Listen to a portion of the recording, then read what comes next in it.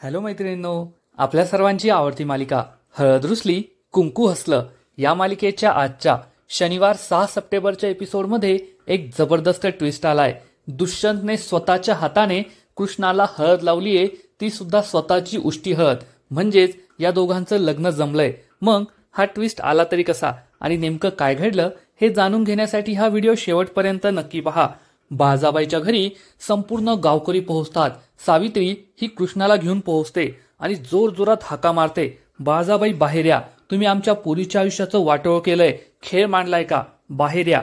हे ऐकून बाळजाबाई, दुष्यंत आणि सगळेजण घराबाहेर येतात। तेव्हा गावकरी त्यांना जाब विचारतात, जयकांत पळून गेलाय, हे तुम्ही आता कसं निस्तराल, सांगा आम्हाला। तेव्हा मैनावती संपूर्ण गावकऱ्यांना सांगते, जयकांत पळून नाही गेलाय, त्याला कुणीतरी किडनॅप केलंय, कुणीतरी गायब केलंय, आम्ही सुद्धा त्याला शोधतोय, तुम्ही त्याच्यावर असे आरोप लावू नका। आढळराव हे आपल्या माणसांना इशारा करतात। तेव्हा सगळी माणसं बाळजाबाईला जाब विचारू लागतात।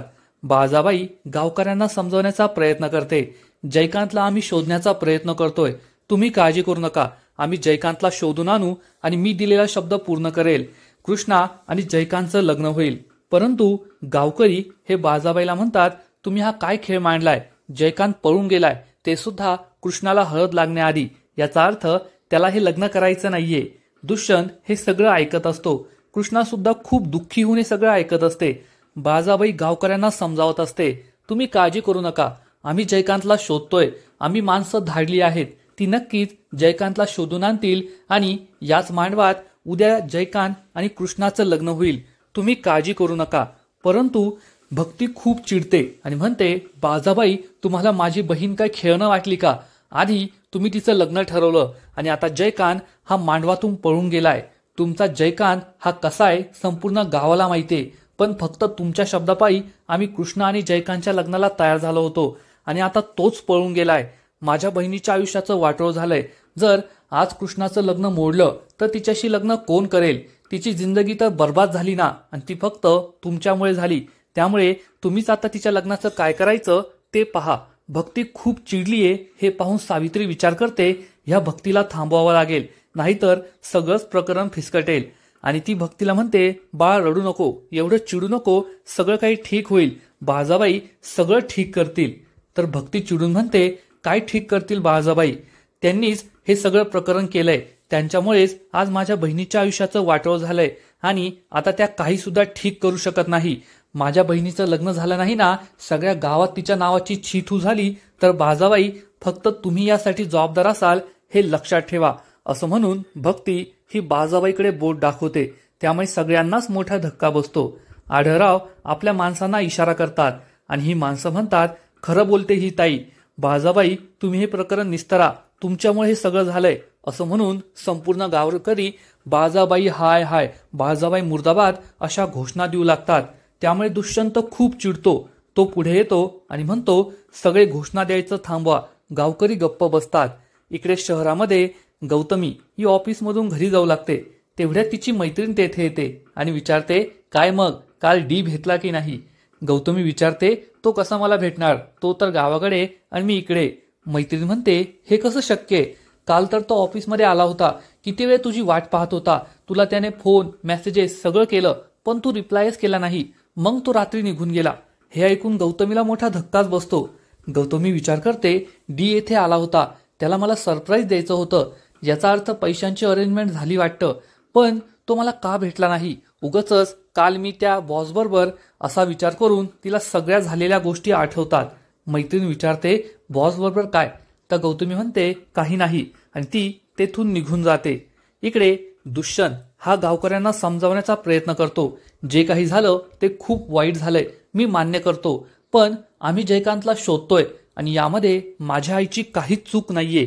भक्ती चिडून म्हणते, दुष्यंत सरकार काय बोलताय तुम्ही, तुम्हाला तरी समजतंय का, बाळजाबाईची चूक नाही म्हणजे यात फक्त बाळजाबाईची चूक आहे। याआधी बटूक बाबाचा पर्दाफाश करण्यासाठी तुमच्या एका शब्दावरून माझी बहीण तुमची खोटी बायको बनली, आठवतंय ना। दुष्यंतला सगळ्या गोष्टी आठवतात की कृष्णा त्याची खोटी बायको बनली होती आणि मग त्यांनी दुष्यंत बाबाचा पर्दाफाश केला होता। त्यानंतर माझ्या बहिणीचं लग्न मोडलं, तिचं जमलेलं लग्न मोडलं, संपूर्ण गावासमोर तिची नाचक्की झाली, मग बाळजाबाईने जयकांत बरोबर कृष्णाचं लग्न जमवलं आणि आता जयकांत सुद्धा पळून गेलाय. मग माझ्या बहिणीच्या आयुष्याचं काय होईल? तिच्या नावाची छितू होईल. कोण तिच्याशी लग्न करेल? आयुष्यभर ती बिन लग्नाचीच राहील. दुष्यंत म्हणतो, मी म्हणतोय ना, मला सगळं कळतंय. जयकांतला आम्ही शोधतोय आणि नाहीच जयकांत सापडला तर आपण काहीतरी मार्ग काढूया. भक्ती चिडून म्हणते, काय मार्ग काढणार तुम्ही? जर जयकांत नाही भेटला तर तुम्ही माझ्या बहिणीशी लग्न करणार आहात का? हे ऐकून दुष्यंत, कृष्णा, बाळजाबाई, सावित्री या सगळ्यांना मोठा धक्काच बसतो की भक्तीने दुष्यंतला असा प्रश्न विचारलाय. सगळे गावकरी कुजबुज करू लागतात. तेव्हा दुष्यंत एक शब्दही बोलत नाही. भक्ती म्हणते, आता का तुमची वाचा बसली? बोला ना, तुम्ही माझ्या बहिणीशी लग्न कराल का? तेव्हा कृष्णाला खूप राग येतो आणि ती ओरडून म्हणते, बस झालं, आता माझ्या लग्नाबद्दल कुणीच काही बोलायचं नाही. तुम्हाला हा सगळा खेळ वाटतोय का? आणि मी त्यातलं खेळणं. कुणी यावं, माझं लग्न जमवावं, माझं लग्न मोडावं आणि त्यानंतर कुणीही माझ्या लग्नाबद्दल घोषणा देत बसायच्या. मला हे लग्नच करायचं नाहीये. नाही माझं लग्न झालं तर काय फरक पडेल? मी बिन लग्नाची राहिली तरी आनंदी राहील आणि लग्न झालं म्हणजे आयुष्य मार्गी लागतं असं होत नाही ना. आणि माझं लग्न व्हायचं असेल तर होईल. त्यासाठी कोणाला इतका त्रास द्यायची गरज नाहीये.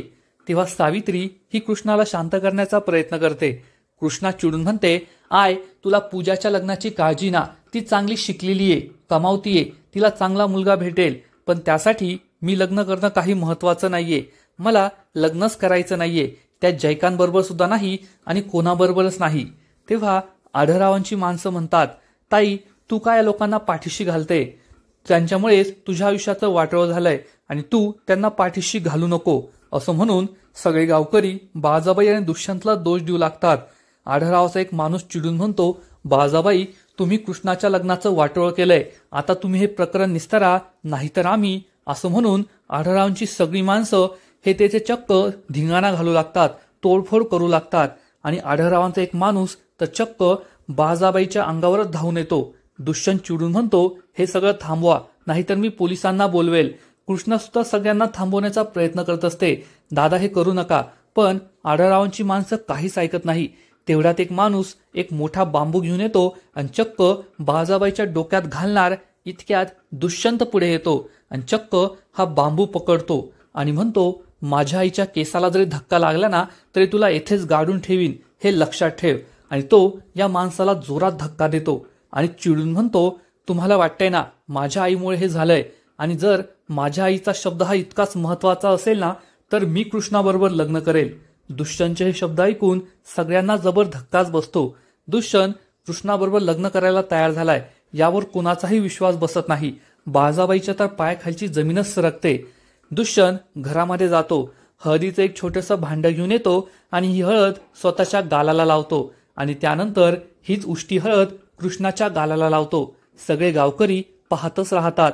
दुष्यंतने स्वतःची उष्टी हळद कृष्णाला लावली यावर कोणाचाच विश्वास बसत नाही.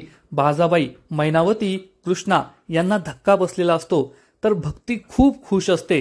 आढळराव सुद्धा चांगलेच खुश असतात की माझा प्लॅन यशस्वी झाला. दुष्यंत आणि कृष्णा एकमेकांकडे पाहत असतात. भक्तीच्या डोळ्यात आनंदाश्रू येतात तर सावित्रीचा विश्वासच बसत नाही. तिच्यावर तर आभाळच कोसळतं. दुष्यंत म्हणतो, पाहिलत ना, आता माझी उष्टी हळद कृष्णाला लागलीये आणि मीच आता कृष्णाशी लग्न करणार आहे. आजपासून कृष्णाची जबाबदारी माझी आणि मी माझ्या आईने दिलेला शब्द पाळलाय, त्यामुळे तिला कुणीच काहीच बोलायचं नाही. आढळराव पुढे येतात. सगळेजण दुष्यंत सरकार जिंदाबाद, बाळजाबाई जिंदाबाद, त्यांचा विजय असो अशा घोषणा देत असतात. आढळराव सगळ्यांसमोर हात जोडतात आणि म्हणतात, मी रांगणे पाटलांचा मोठा म्हणून संपूर्ण गावकऱ्यांची माफी मागतो. आजपर्यंत रांगणे पाटलांनी कोणाचंही काहीही दुखवलं नाहीये, कोणाचंही नुकसान केलेलं नाहीये. पण कृष्णाबद्दल जे काही घडलं त्यासाठी मी संपूर्ण गावकऱ्यांची आणि कृष्णाची माफी मागतो आणि यानंतर सगळं काही ठीक होईल असं सगळ्यांना वचन देतो. आता खूप मोठा धिंगाणा झालाय, तुम्ही सगळे घरी जा. आत्ताच लग्न जमलंय तर आम्हाला 4 गोष्टी ठरवाव्या लागतील ना. गावकरी म्हणतात, साहेब, आमची पाठ झाली, आम्ही येथून निघून गेलो आणि जर हे लग्न मोडलं तर येत्या निवडणुकीत बाळजाबाईला एक सुद्धा मत या गावातून पडणार नाही, हे तुम्ही लक्षात ठेवा. तेवढ्यात बाळजाबाईला चक्कर येते आणि बाळजाबाई खाली कोसळते. दुष्यंत तिला सावरतो आणि चांगलाच घाबरतो. पुढील एपिसोडमध्ये आपण पाहू की कृष्णा ही सगळ्यांसमोर दुष्यंत बरोबर लग्न करण्यास नकार देईल आणि म्हणेल की मला हे लग्न मान्य नाहीये. तेव्हा आढळराव म्हणतील पण तुला तर दुष्यंतची उष्टी हळद लागलीये, तुला हे लग्न करावंच लागेल. तेव्हा कृष्णा चिडून म्हणेल जर तोच प्रश्न असेल तर त्याचा निकाल मी लावते आणि ती पाण्याने भरलेली बादली स्वतःवर उलटी करेल आणि हे लग्न करण्यास नकार देईल. दुष्यंतची उष्टी हळद ती पुसून टाकेल. मग आता नेमकं काय होणार? कृष्णाला दुष्यंतची उष्टी हळद तर लागलीये पण कृष्णाने या लग्नाला नकार दिलाय. मग तिला हे लग्न करावं लागेल की ती हे लग्न करण्यास नकार देईल? जयकांत सापडणार का? दुष्यंत कृष्णाशी लग्न करणार का? गौतमीचं पुढे काय होईल हे सगळं पाहणं खूपच इंटरेस्टिंग असणार आहे. तर मैत्रिणींनो, तुम्ही सुद्धा हा ट्विस्ट पाहायला इंटरेस्टेड आहात ना? नक्कीच कमेंट करून सांगा.